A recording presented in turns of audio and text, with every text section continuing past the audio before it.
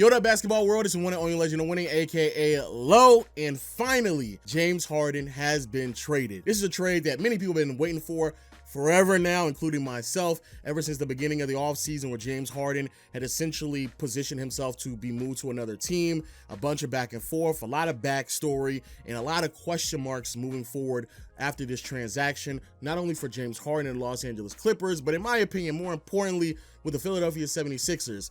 Because, boy, what they got in return. Oh, my God. Joel Embiid is demanding a trade in 8 months. I promise you. But before I get ahead of myself, let's actually look at the trade itself.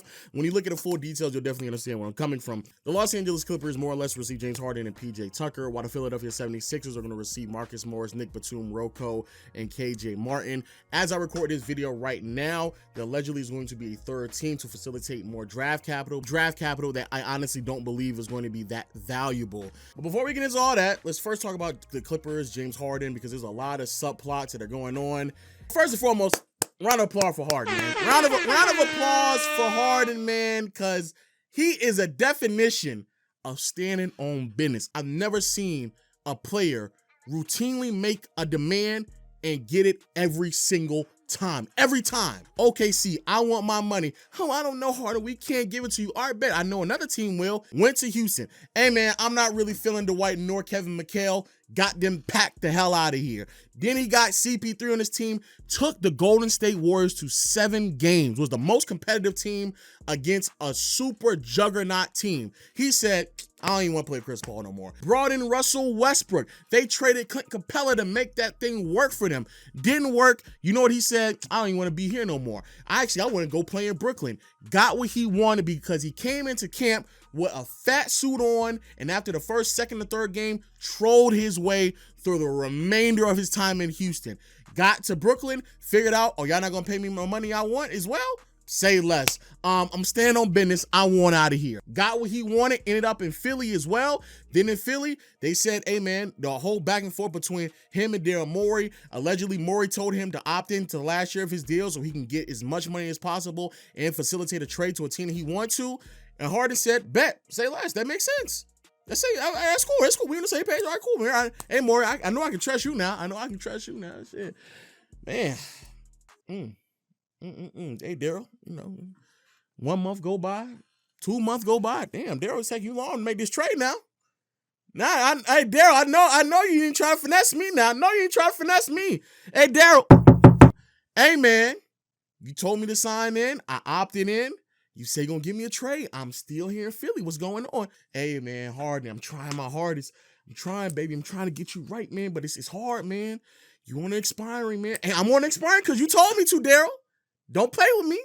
You know I'm going to stand on business. All right, I promise I'm going to try to get it to you. Watch me do what I do. Watch me stand on business. I'm going to fly to China. I'm going to tell them that you're a liar and I'm never playing for you again. And I'm going to say it twice just in case they don't understand English out there very well. Daryl Morey is a liar, and I will never be a part of an organization that he's a part of. Let me say that again. Daryl Morey is a liar. That was like the craziest move I had ever seen in my life, and still got on the team he wanted to get to, and that's the Clippers. Think about this. Kawhi demanded a trade out of San Antonio. He ain't playing. He ain't doing none of that. Tony Parker talking about him. He gonna stand on Ben. I want what I want. I want to be in LA. You know what Pop said? I'll trade you where I want to trade you. I'm gonna stand on business so much so that even if the Lakers are giving me a better trade package with young players, including Brandon Ingram for you, I'm gonna send you to Toronto. I would actually rather help build a championship team than to put you on an organization that you want to, just so it's known now. This is my team, and I'm going to stand on business. I got to give it round of applause for Harden, man. He get what he wants every single time, bro. Every single time. Now, looking at the Clippers roster post-trade, it's not 100% sure what the starting five is going to look like, but just to throw the names out there and have the faces on the screen, we got Westbrook, Harden, PG, Kawhi, and Zubac at the 5. Now, there will be a possibility that PJ Tucker will be inserted into the starting lineup. I do believe that would be best beneficial for this team to move Russ to the bench. But regardless, it doesn't really matter because the Clippers, in particular Ty Lue, the way he runs his lineups, he tends to run small ball, so I really wouldn't be shocked at all if there are lineups that consist of the 4 stars as well as PJ Tucker at the 5. And then we look at the rest of the team: Bones Highland, Norman Powell, Terrence Mann. I'm gonna be honest with you, that's probably the biggest surprise to me, that they were able to pull this trade off and still retain Norman Powell and Terrence Mann. It'll be very pivotal, and we'll talk about that later on. And then you have Mason Plumlee backing up Zubac. Now I see a lot of people criticizing the Clippers for a couple of reasons. They say, oh, this team is so old and it's washed and da-da-da. They were an old team before this trade. They were literally the oldest team in the NBA. I don't really understand why that would be a problem. I saw Nick Wright talking about James Harden and Russell Westbrook be fighting for the ball in the backcourt, and then Chris Broussard had to put him in check and start saying some crazy stuff. But I also think that's a bit outrageous. I think James Harden does not get enough credit, and which is crazy to have to say this, but Harden has provided more than enough evidence that he can play in several different roles and be highly impactful. He started his career as a 6-man, played his time in Houston majority of the time as an MVP caliber player. Even while doing so, played with other ball dominant guards in both Chris Paul and Russell Westbrook. Then he played in Brooklyn, became more of a facilitator. He did the same thing in Philly as well, led the league in assists last season. And I don't really see why that wouldn't be a reoccurring theme here, especially this team that has more than enough scoring power with Paul George and Kawhi Leonard. In my opinion, the only thing that they really lost was a lot of length. Because at the end of the day, you're trying to beat the Denver Nuggets, and the Denver Nuggets defending champions, that's a sizey team, man. MPJ, Aaron Gordon, Jokic, Peyton Watson, I believe his name, Christian Brown. You are going to have to keep up with that size. And also another thing that does kind of scare me is that Kawhi Leonard and Paul George are really your only two defenders. They didn't really address the concern of defending, fluid guards. So the problems that the Clippers have had before are still very much so prevalent. They just added more star power, a little bit more dynamic play with their guards. And honestly, I'm not mad at it. When you look at the players that they moved off of, Mook, Batum, and Rocco, these are all players that were already getting older. You were already getting diminishing value from these players on a year-to-year basis. It just made sense to move in a direction where you're going to get way more versatility offensively, even though you may not have that same versatility with certain lineups in defensive play. So all in all, it makes sense. I understand why they did it, and they were able to retain arguably their two best assets in Norman Powell and Terrence Mann in the process. I think that the Clippers pulled out as good as a trade as you think that they can at this point of the season. I still don't think that they are the best team out west. I would still give that to the Denver Nuggets because of the advantages that they have. But outside of that, you can't be mad at the Clippers, can't be mad at James Harden. I understand everything that they did and why they did it. So shout out to the Clippers. Now moving on to Philly. Okay, I'm gonna be honest with y'all, man. It looks bad on the trade graphic I showed you all. It looks even worse when you look at the depth chart. Tyrese Maxey, DeAnthony Melton, Kelly Oubre's probably going to be starting now, especially because Batum, Rocco, and Marcus Morris, they're not, no. Tobias Harris will be slide back down to the 4, and then Joel Embiid, Patrick Beverley, KJ Martin, the 3 forwards that they got from the trade, and Paul Reed. Oh boy, this team is bad. Boy, this team is bad. Now, to be fair, a little bit, just a slight bit, shout out to Coach Nick Nurse. He has put the ball in Tyrese Maxey's hands way more. There's much more player movement, way more fluidity in their offense out the gate this early on this season, which has really aided Tyrese Maxey from starting out really strong. Also, because of the new offense, it does seem like Joel Embiid is a bit more quicker with his reads, his decision making, and that's something that he has struggled with throughout his entire career. So that's all great. But if you are Philly, bro, you are running out of options. Joel Embiid is in his 10th year, so I think we're in year 11 of the process. This is the team that you're left with? Looking at the Eastern Conference, where you're more than likely going to have to go up against Milwaukee or Boston in the second round, this is still a second round exit team. They did not get better at all, and that was a massive concern for Philadelphia. You're going to lose James Harden, who you got for Ben Simmons. You lost Jimmy Butler because you wanted to move in a different rate. Like, you've been making so many adjustments with your roster over the last, 6, 7, 8 years for this to be the outcome of what the process is supposed to be. I cannot see Joel Embiid waste another year in his prime on a team that he knows out the gate cannot get by what Boston and Milwaukee has been building over this exact same period of time.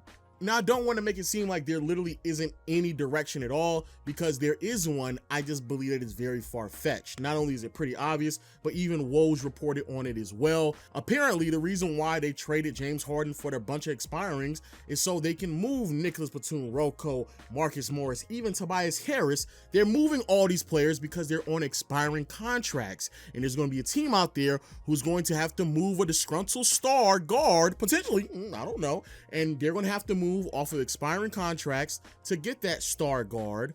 And in the process, because they got some more draft capital, maybe that's enough to convince a team to trade their disgruntled star guard. Essentially, this is alluding to the concept that Zach LaVine will be traded from the Chicago Bulls to the Philadelphia 76ers, not only because there's already, conversations about what's going on in Chicago. A lot of people believing that Chicago has hit their ceiling, they're running out of options, and they've already had a players only meeting, and we're only like 3 or 4 games into the regular season. And so Zach LaVine should be on the chopping block if Chicago wants to hit the restart button, which seems like it's going to happen. To be fair, that sounds great in theory, but let me tell you right now, if you are an organization and you aid the Philadelphia 76ers in any capacity to keep Joel Embiid long-term, you are the worst ran franchise in the NBA.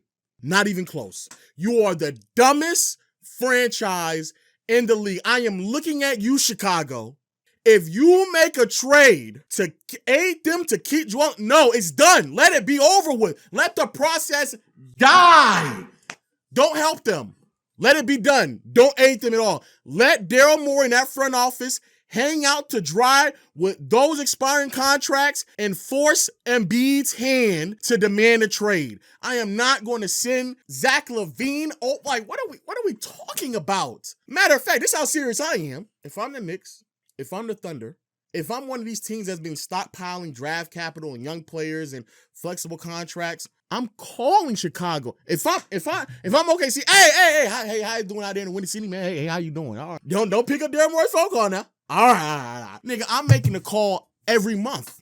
I'm checking up on Chicago like they my best friend, making sure they don't make a dumb decision. I'm going to make sure I call Cleveland every month, make sure they don't make a dumb decision. Matter of fact, when we play Cleveland, when we play Chicago, I'm letting them win the game. Let them think that they better than what they really are. I'm making sure that they're in a better situation than what they need to be. This is a crazy gamble because you are basically banking on a franchise being dumb enough to trade a star caliber guard to this roster for essentially a bunch of expirings and draft picks that I don't believe are going to be that valuable. And I don't think it's going to work out.